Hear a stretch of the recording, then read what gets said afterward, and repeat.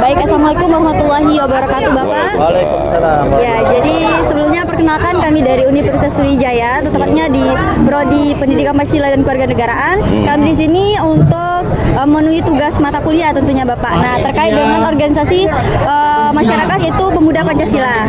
Oke, bersama Bapak Samsul sebagai Majelis Pimpinan Cabang Sumsel ya. Kota Palembang. Oh, Kota Palembang. Oke. Nah, kami ada beberapa pertanyaan. Yang pertama ini kami akan tanyakan bagaimana peran organisasi Pemuda Pancasila ini dalam pelaksanaan demokrasi, Bapak. Pemuda Pancasila dalam hal ini yang pertama untuk dipahami, Pemuda Pancasila juga punya hak politik. Oh iya, Pak. Artinya kita juga memberikan dukungan ke salah satu paslon. Ya. Kedua, sebagai bagian masyarakat, Pemuda Pancasila ada kewajiban kami juga menjaga pilkada ini damai. Iya, damai. Artinya jujur, demokratis, berwibawa, tidak ada kecurangan. Kita pengen melahirkan wali kota yang betul-betul memikirkan rakyatnya. Oke. Itu saja terkait dengan peran organisasi Pemuda Pancasila, Bapak, dalam demokrasi ini? Iya. Oke. Selanjutnya, bagaimana dengan contoh konkret nyatanya dalam Pemuda Pancasila ini dalam pelaksanaan demokrasi, Bapak? Contoh konkretnya? Kita deklarasi mendukung salah satu paslon. Menurut kita baik. Kita melalui evaluasi berapa lama kita evaluasi setiap calon yang ada. Setelah itu kita baru menentukan pilihan. Kami anggap itu pilihan terbaik kami. Soal menang atau kalah itu urusan kedua lah. Oke, Bapak ya. Cukup itu untuk terkait contoh konkretnya, Bapak? Cukup Ada lagi? Itu saja. Oke. Terus bagaimana cara organisasi Pemuda Pancasila ini, Pak, dalam menanamkan jiwa nasionalisme dalam cinta tanah air kepada para anggotanya dan juga dalam masyarakat tentunya, Pak? Begini, PP ini termasuk organisasi tertua internasional ya. Tentu. Kalau organisasi kebanyakan keagamaan banyak. Iya. Tapi kita dengan umur 65 tahun sebetulnya sudah bukan dewasa lagi, PP-nya sudah termasuk tua sekali. Makanya dalam tahapan berkehidupan berorganisasi, PP ini mengalami peningkatan yang luar biasa. Bahwa PP ini sekarang sebab kader PP itu diwajibkan ikut kaderisasi, diklat, bela negara. Buktinya saya pakai ini. Ini bukan pakai sembarangan ini. Ini kita melalui diklat, melalui kader. Kawan-kawan semua yang pakai itu sama. Bela negara itu semua mengikuti. Jadi makanya penanaman jiwa nasionalis, cinta tanah air, NKRI ini memang sudah ditanamkan dari kita sendiri juga dibantu sama pemerintah. Lalu bagaimana pola kepemimpinan dalam Pemuda Pancasila ini, Bapak?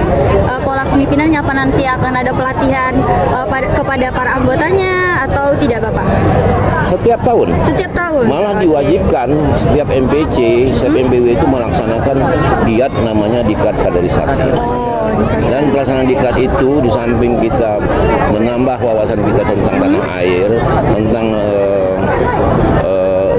bernegara yang baik, jadi warga negara baik, kita juga dilatih dengan hal-hal yang semacam bela negara itu kan latihannya itu kan tentang kita cinta tanah air. Iya. Ya. Oke, kemudian apa sih tantangan yang Bapak yang organisasi masyarakat ini yaitu PP ini yang dihadapi dalam pelaksanaan demokrasi ini, tantangan yang dihadapi? Tantangannya banyak. Orang berpikir PP ini organisasi dalam tanda kutip lah yang begini begitu. Padahal kita PP ini banyak. Adik-adik mahasiswa, kami pun rangkul melalui apa? Satuan Pelajar dan Mahasiswa Pemuda Pancasila (SAPMA). Dan di PP ini kita tidak melihat latar belakang mereka, mau dia tukang beca, mau dia hebat, mau dia pejabat, silakan masuk PP. PP terbuka dan kita buka lebar-lebar seluruh masyarakat untuk ikut dalam organisasi Pemuda Pancasila. Biasanya kalau ikut tuh susah keluarnya deh. Ya, karena kita militansi, kita termasuk saya sudah puluhan tahun di PP ya. Kawan-kawan yang muda-muda di belakang saya ini muda-muda semua. mereka cinta dengan BP, dengan pemuda Pancasila. Kalau masalah ada hal-hal miring dengan BP, ya? tidak semuanya. Gitu. Tidak semuanya. Oknum ya. Oknum-oknum Ya. tertentu saja Ya. berarti Bapak ya? Ya. Tapi secara keseluruhan PP ini ya organisasi yang mengayomi masyarakat tentunya. Solidaritas kami utamakan. Ya. Lalu kami ingin bertanya Bapak, ada nggak sih program-program dari PP ini yang berkaitan dengan demokrasi tentunya? Banyak.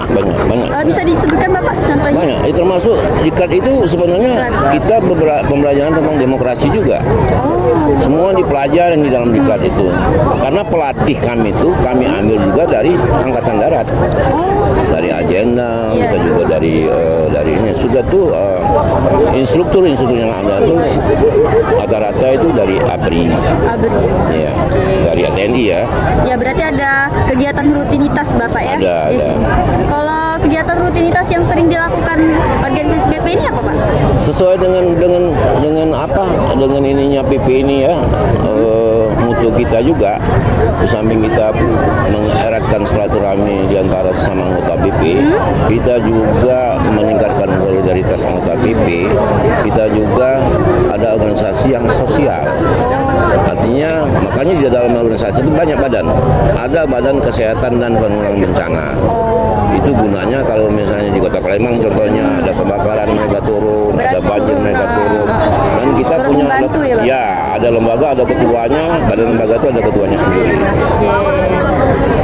Selanjutnya Bapak kami ingin bertanya, apakah organisasi PP ini pernah bekerja sama tentunya dengan organisasi-organisasi lain dalam melaksanakan demokrasi atau menjaga keamanan saat demokrasi nantinya? Apakah dengan polisi atau bagaimana untuk kerjasamanya?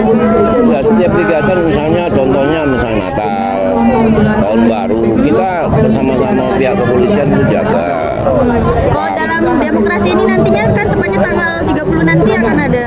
Ya, PP dalam hal ini dibatasi sama undang-undang juga. Ya, artinya yang mana undang-undang KPU, undang-undang kita patuhi lah sebagai warga masyarakat. Untuk tetap Oke. pasti akan banyak. Jadi tadi saya sudah bertanya belum Pak terkait dengan tugas anggotanya? Belum ya Pak ya? Apa? Tugas anggota dari organisasi Pancasila ini. Tugas anggota Apakah yang jelas ada- itu dia memberikan contoh baik ke masyarakat. Oke, ya. hanya memberikan, terus juga ikut berpartisipasi tentunya Iya, dalam tentunya. kegiatan-kegiatan dalam Semua masyarakat ya Pak ya. Asal itu menuju kebaikan kita. Iya, berdua. oke. Sepertinya sudah selesai semua Bapak Iya. pertanyaan yang kami sampaikan ke Bapak.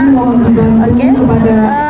Itu saja atas pertanyaan kami ucapkan terima kasih juga untuk Bapak yang sudah partisipasi. Iya. Dan juga terima kasih telah meluangkan waktunya saat sesi wawancara ini Bapak. Sehat selalu Bapak. Ya. Ya.